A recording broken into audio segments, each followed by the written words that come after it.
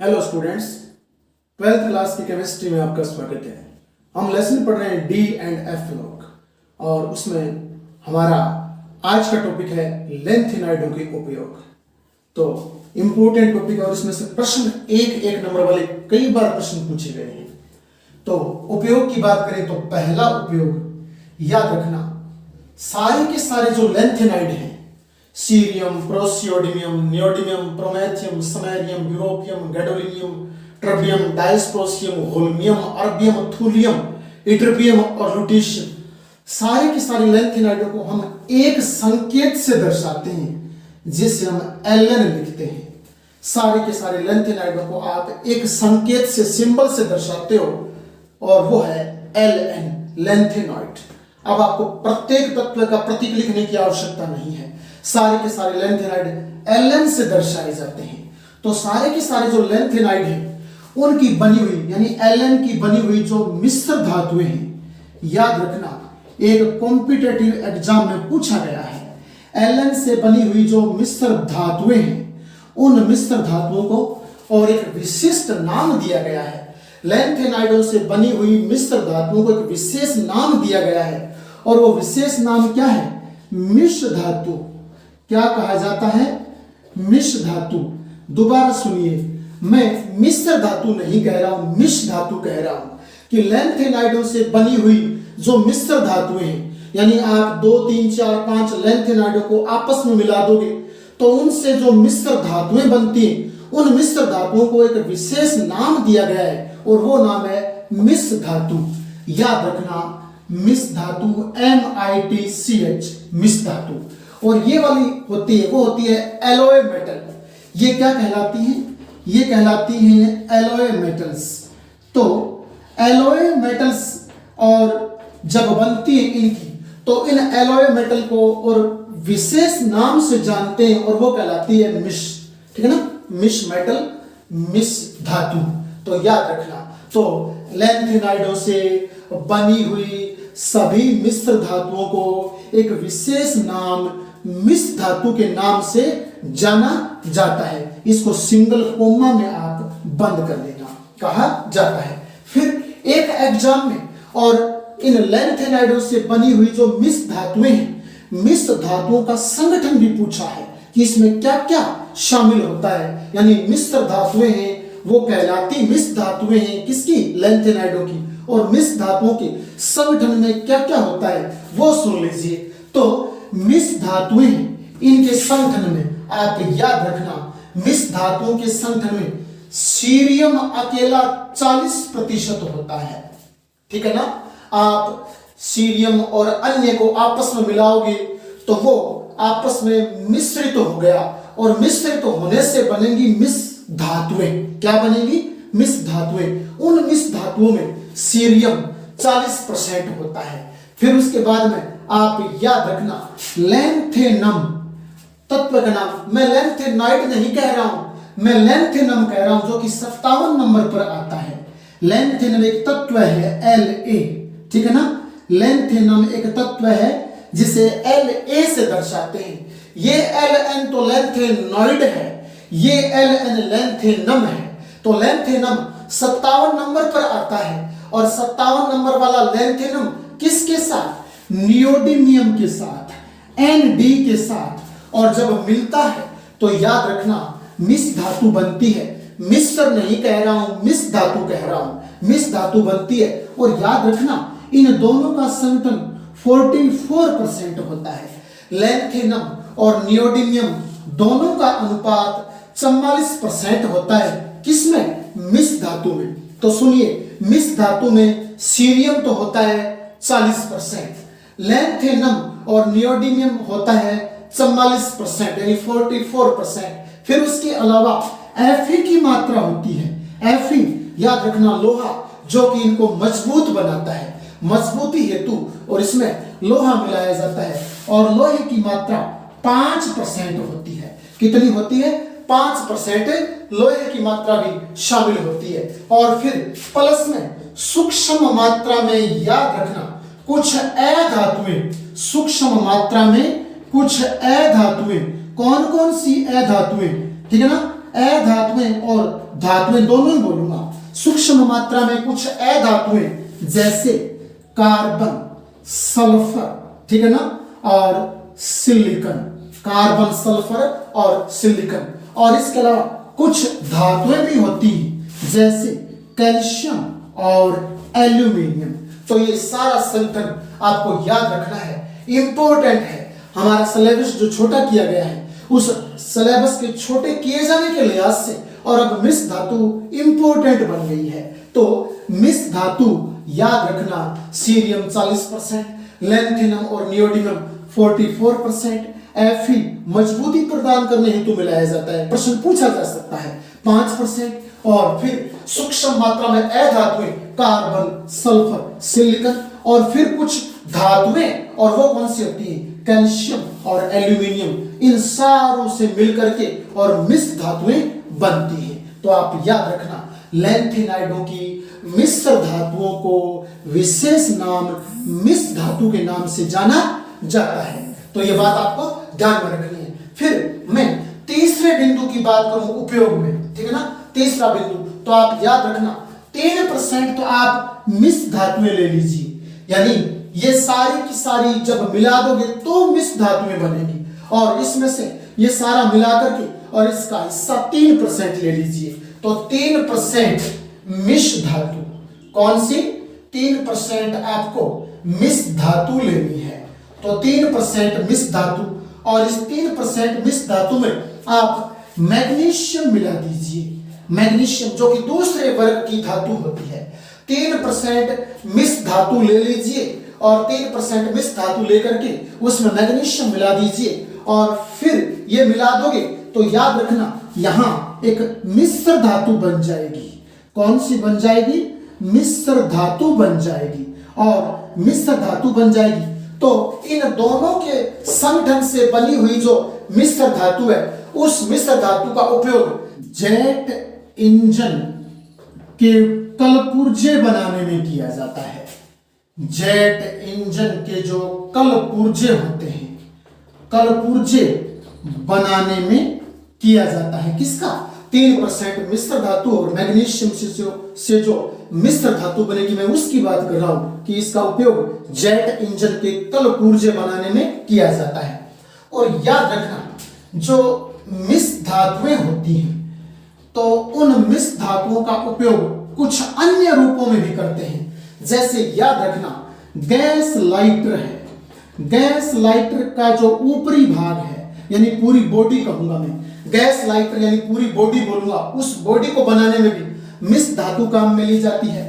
जो बंदूक की गोली होती है, रिवॉल्वर की जो गोली होती है, जिसे आप बुलेट कहते हो, और वो बुलेट बनाने में, बंदूक की गोली बनाने में भी मिश्र धातु का उपयोग किया जाता है। इसके अलावा जो खेल कूद प्रतियोगिताएं होती हैं, जो खेल कूद प्रतियोगिताएं होती हैं, खेल कूद प्रतियोगिताओं में जो बड़े बड़े गोले फेंके जाते हैं, जो गोले बनाए जाते हैं, तो खेल कूद प्रतियोगिताओं हेतु जो बड़े बड़े गोले बनाए जाते हैं, वो गोले भी आप याद रखना मिश्र धातुओं के ही बने हुए होते हैं। और फिर नेक्स्ट हम बात करें तो ध्यान रखना सीरियम +4, मैं किसकी बात कर रहा हूं, सीरियम +4 आयन की बात कर रहा हूं। सीरियम +4 आयन का उपयोग और चूड़ियों की पॉलिश बनाने में किया जाता है। जो चूड़ियों की पॉलिश होती है, वो चूड़ियों की पॉलिश बनाने में और सीरियम +4 आयन का उपयोग किया जाता है।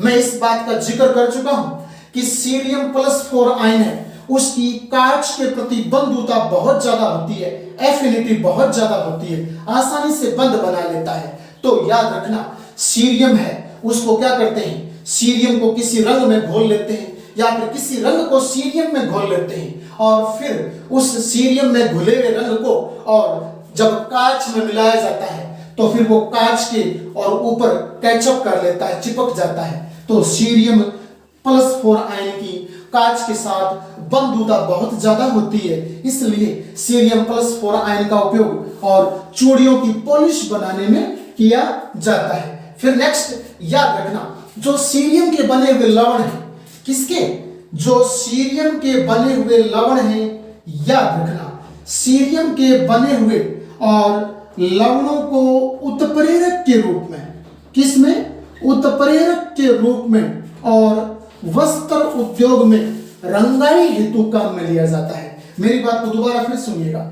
सीरियम लवणों को उत्प्रेरक के रूप में, सीरियम धातु के जो लवण होते हैं उन लवणों को उत्प्रेरक के रूप में और सूती वस्त्रों को रंगने हेतु रंगाई उद्योग में, ठीक है ना, सूती वस्त्रों को रंगने हेतु प्रयुक्त किया जाता है, रंगने हेतु प्रयुक्त किया जाता है।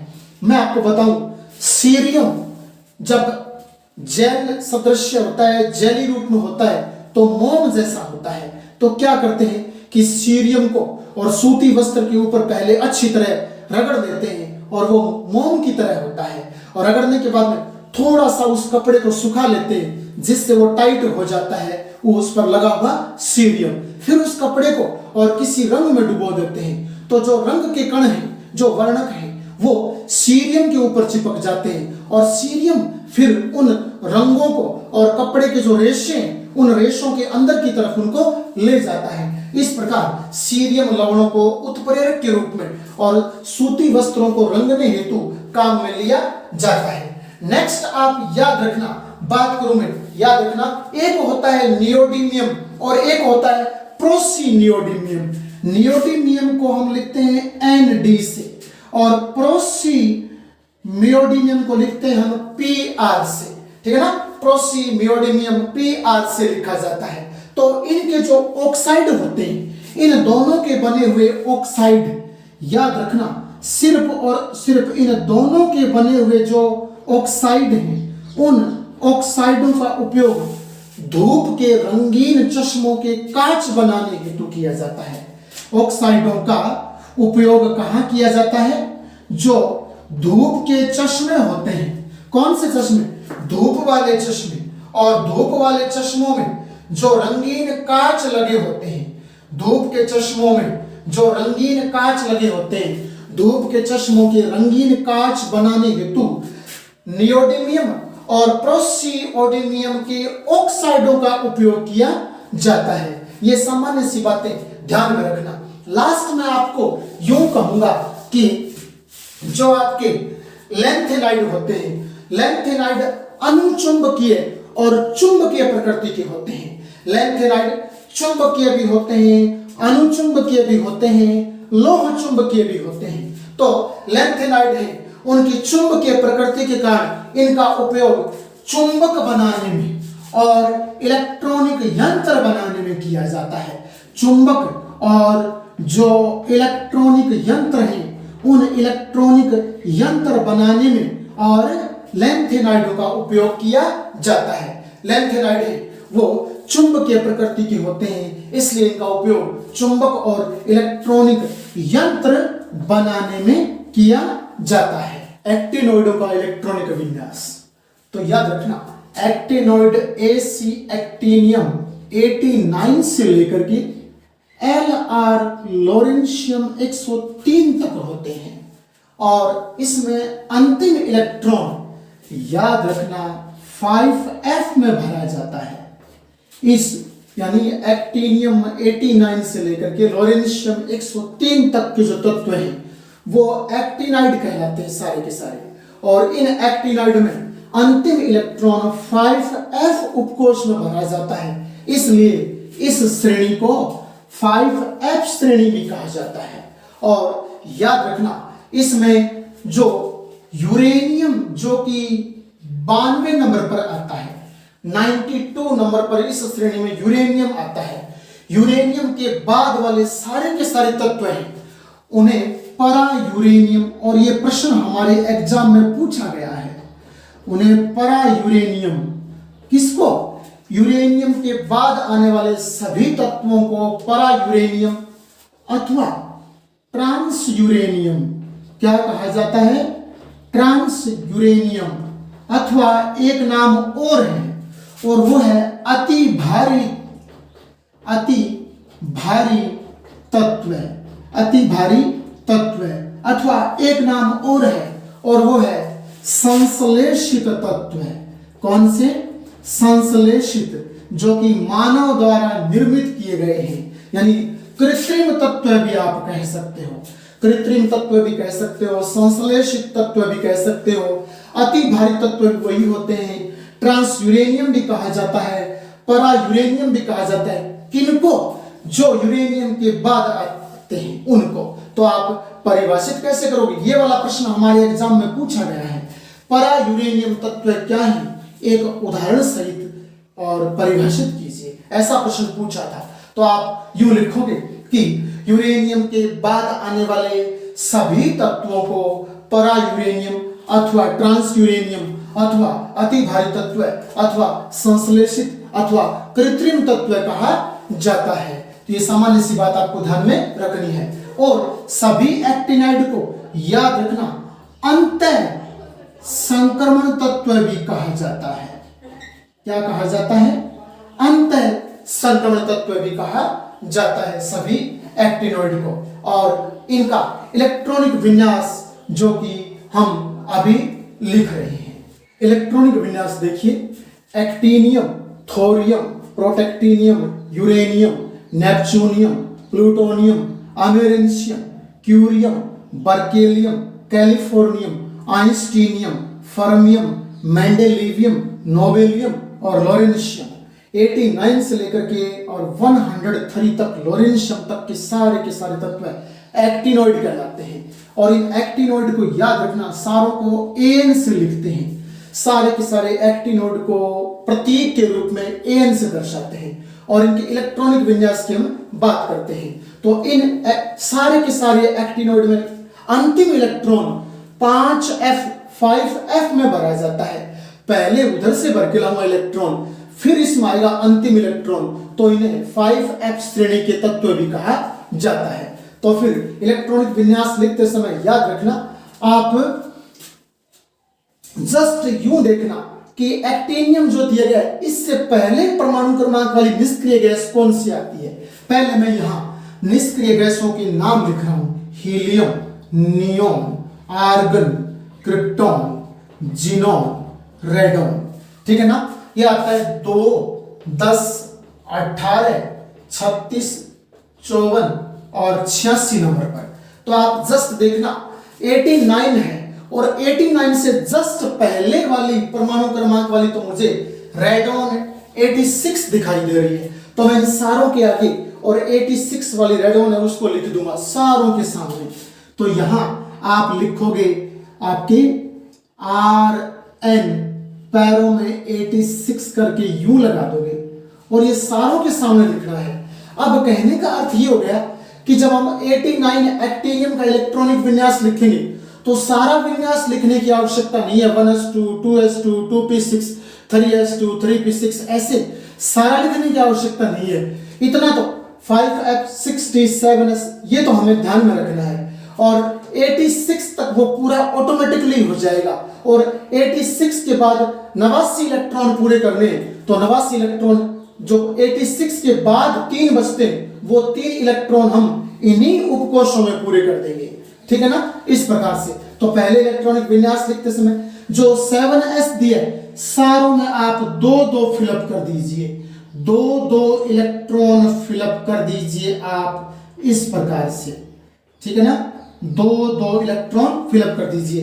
यानी कहने का अर्थ सबसे पहले 7s में इलेक्ट्रॉन भरे जाते हैं तो हमने भर दिए, उसके बाद में 6d में भरे जाते हैं तो अभी d में भर देते हैं, फिर अंत में जाकर के और 5f में भरे जाएंगे। अर्थात अंतिम इलेक्ट्रॉन तो निश्चित रूप से 5f में ही भरा जाएगा, तभी इनको 5f श्रेणी के तत्व भी कहा जाता है। अब 6d की बात कर लेते हैं। आप याद रखना जो पहले वाला है, बता रहा हूं आपको, पहले वाले d में आप 1 कर देना, दूसरे वाले d में 2 कर देना, और फिर तीसरे, चौथे और पांचवें में आप 1-1 इलेक्ट्रॉन लगा देना।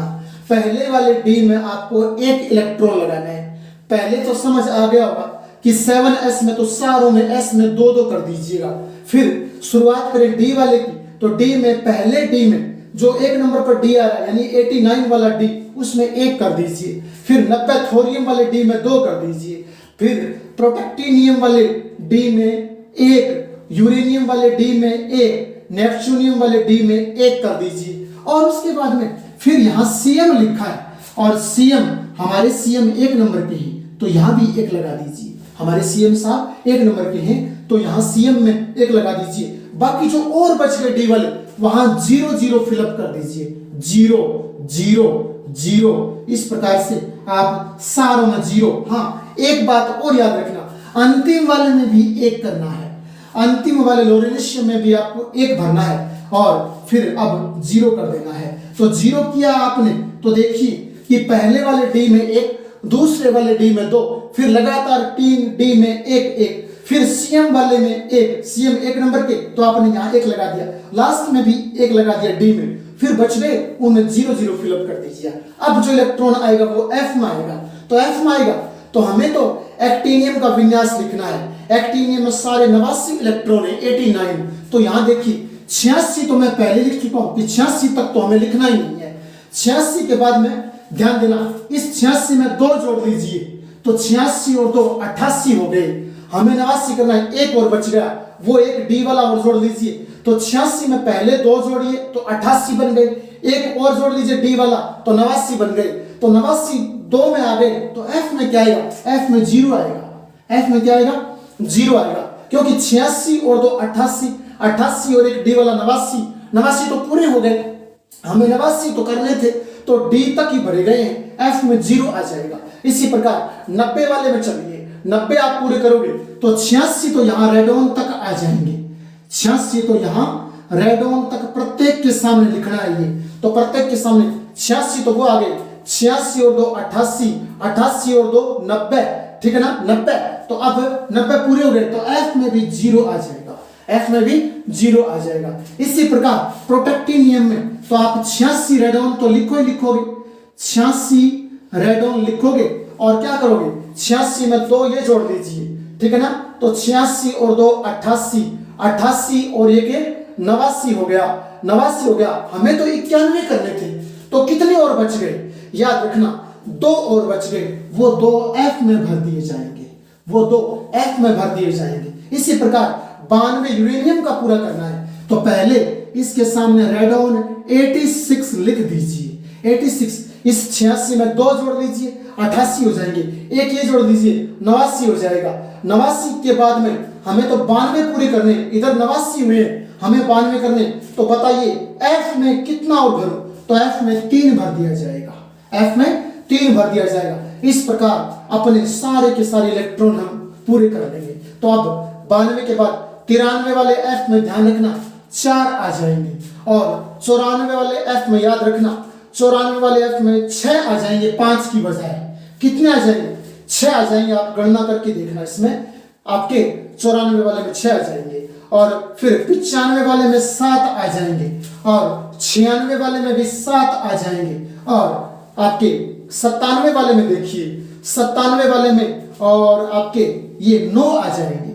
97 वाले में 8 नहीं बल्कि 9 आएंगे, तो 9 आ जाएंगे। 98 वाले में देखिए 98 वाले में आ जाएंगे आपके ये 10 आ जाएंगे, और 99 वाले में 11 आ जाएंगे।